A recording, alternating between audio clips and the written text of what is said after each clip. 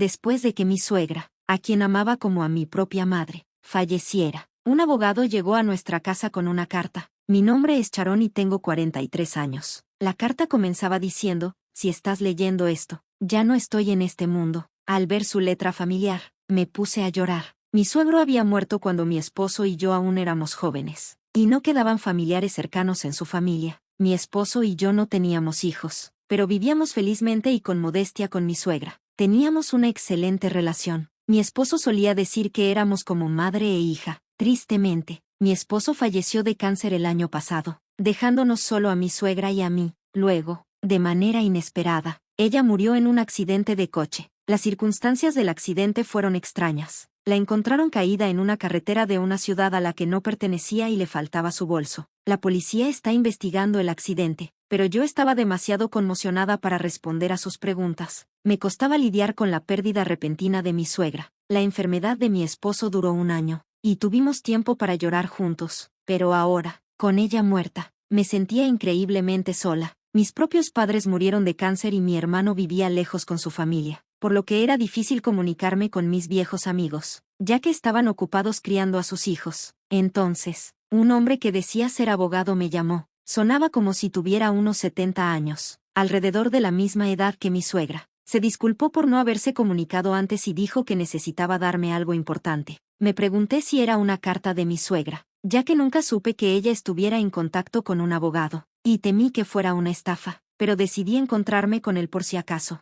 La carta continuaba, sé que esto es una sorpresa, pero por favor escúchame, hay un peligro que se acerca, créeme y escapa inmediatamente. Mientras leía la carta, miré al abogado que estaba frente a mí y le pregunté, ¿sabes lo que dice esta carta? ¿Mi suegra estaba en peligro? La letra era definitivamente suya. La reconocí al instante, pero el contenido no tenía sentido para mí. La situación era tan extraña que parecía una mala broma. Mi suegra había muerto en un accidente de coche, pero el conductor ya había sido detenido. Dijo que la encontró tendida en la carretera, lo que demoró un poco en descubrir lo que realmente había pasado. Parecía que la habían atropellado y quizás había perdido el conocimiento. Si esta carta era real, entonces mi suegra debía haber sospechado que alguien la perseguía. Si lo sabía, ¿por qué no huyó? Las lágrimas volvieron a llenar mis ojos. El abogado, manteniéndose calmado, dijo, no he leído todo el contenido, pero puedo adivinar de qué se trata. Me molestó su respuesta vaga, así que lo presioné.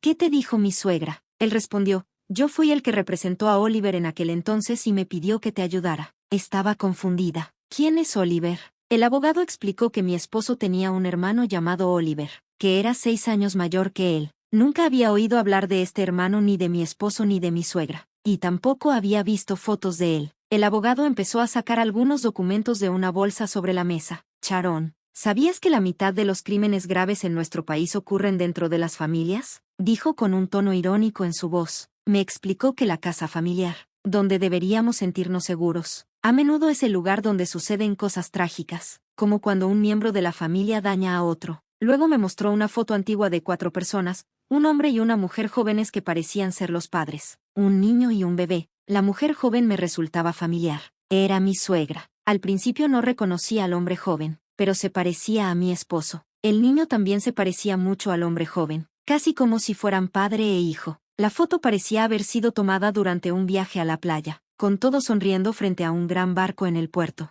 Ese niño con el flotador es Oliver, dijo el abogado. Miré la foto del niño, el hermano de mi esposo, a quien no conocía. La foto mostraba un momento tan feliz que me dolió pensar en lo que pudo haberle sucedido. ¿Causó Oliver algún problema? ¿Fue él quien lastimó a mi suegra? El abogado explicó que este incidente debía haber ocurrido hace 17 o 18 años, ya que mi esposo y yo salimos durante 15 años antes de casarnos. Me parecía extraño que nunca hubiera escuchado nada de esto. Continuó diciendo que Oliver se volvió un recluso desde su primer año de secundaria debido al acoso escolar. 7 años después, estuvo involucrado en un incidente serio. El abogado describió cómo, sintiéndose desesperado después de años de aislamiento, Oliver intentó suicidarse. Una noche, entró al cuarto de sus padres con un cuchillo y peleó con su padre, quien se despertó por el ruido. Aunque estaba gravemente herido, su padre logró someterlo durante la pelea. Mi esposo, que solo tenía 14 años en ese entonces, escuchó los gritos de su madre y llamó a la policía. El sonido de las sirenas y las ambulancias interrumpió la calma habitual del vecindario. En ese tiempo, Problemas como el aislamiento social y la salud mental eran comunes en las noticias, y los medios sensacionalizaban historias sobre niños reclusos planeando violencia. Yo había escuchado noticias como esa antes, pero no me imaginé que pudieran tratarse de la familia de mi esposo. Su historia era diferente. La familia no pudo soportar los rumores y terminó mudándose varias veces, como si estuvieran huyendo, ya fuera por las graves heridas de mi suegro debido al incidente o por el estrés posterior.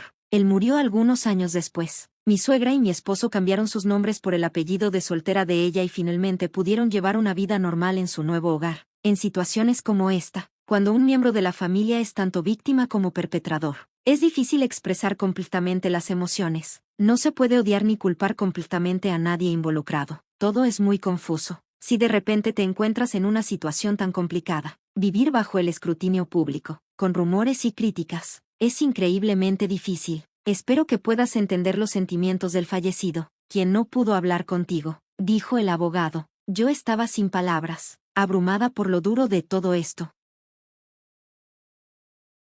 Nunca había pensado en lo que le sucede a las familias después de un incidente tan trágico, pero la vida sigue mientras sigan vivos. Los suegros deben haber visto a Oliver como su hijo querido. La foto de Oliver que vi tenía una sonrisa muy parecida a la de mi esposo, pero él tenía problemas que no podían resolverse, lo que llevó a una tragedia terrible más tarde. Oliver fue sentenciado a prisión por sus acciones, explicó el abogado. Yo representé a Oliver. Recuerda que la misma pena se aplica incluso por un intento. Podría significar una cadena perpetua o un mínimo de 5 a 20 años de prisión. Lo interrumpí, preguntando, ¿estás diciendo que podría salir en solo 5 años? Sí, salió hace aproximadamente 2 años, respondió el abogado. Me explicó que la fiscalía tiene un sistema de notificación a las víctimas, donde después de un veredicto, puede solicitar ser notificado sobre la fecha de liberación de un delincuente. Incluso sin eso, mi suegra, siendo la madre biológica de Oliver, fue informada sobre su paradero después de que salió de prisión. En ese momento, mi esposo estaba recibiendo tratamiento para el cáncer y ella no quería preocuparlo, así que no lo discutió con él.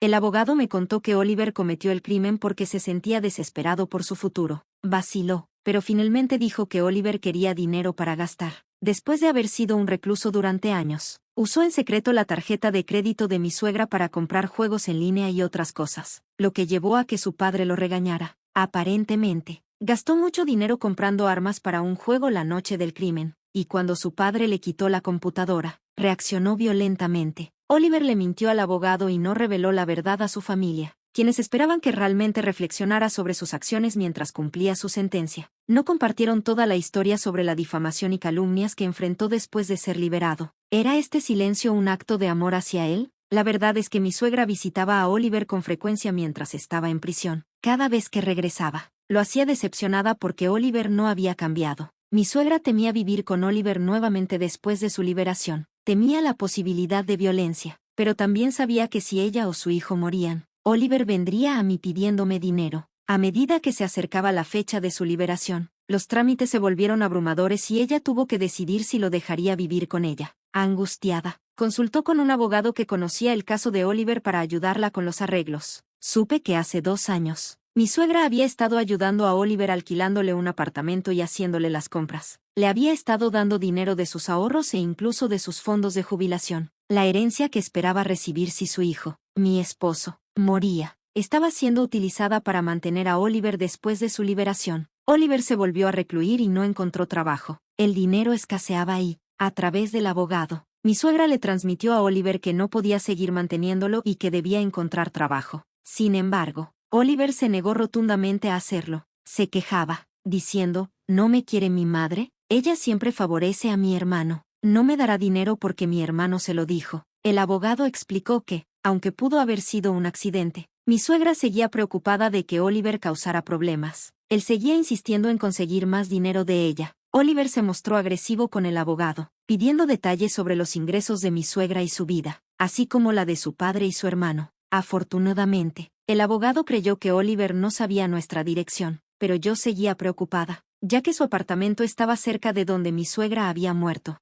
De repente, sonó el timbre. El único visitante que esperaba era el abogado. Disculpa un momento, le dije, alejándome para mirar por la mirilla. Mi corazón se hundió cuando vi a un hombre que se parecía mucho a mi esposo, sosteniendo el bolso viejo de mi suegra. Me retiré en silencio hacia la sala y llamé al abogado. Creo que podría ser Oliver.